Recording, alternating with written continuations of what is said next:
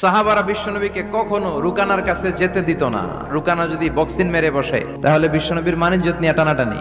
বিশ্বনবী একদিন ফজরের সালাত শেষে লুকিয়ে লুকিয়ে তিনি মক্কার সবচেয়ে বড় বক্সার রুকানার কাছে চলে গেল। যে বলল, রুকানা আসলিম তাসলাম, ইসলাম মানো শান্তিতে থাকবা, দুনিয়ায়ও থাকবা আখিরাতেও থাকবা। সুবহানাল্লাহ পড়েন। রুকানা বলে, না আব্দুল্লাহর বেটা মুহাম্মদ, আমি তো কালিমা পড়বো না, যদি বক্সিং খেলে আমারে হারায় দিতে পারো তাইলে কালিমা পড়ো। বিশ্বনবী বললেন, আমি তো বক্সিং খেলি না রে বাপ। রুকানা বলল, তাহলে আমিও কালিমা পড়ি না। বিশ্বনবী রাজি হলেন। অবশেষে ভাবলেন, আমি বক্সিং খেললে একজন যদি জাহান্নাম থেকে জান্নাতি হয়, বক্সিং খেললে সমস্যা কই। বিশ্বনবী রাজি হলেন। এবার বক্সিং খেলার পালা। রুকানা হাফ প্যান্ট পরে গায়ের মধ্যে জাইতুনের তেল মেখে এভাবে লাফাচ্ছে, পজিশন নেয় মারার জন্য প্রতিপক্ষকে।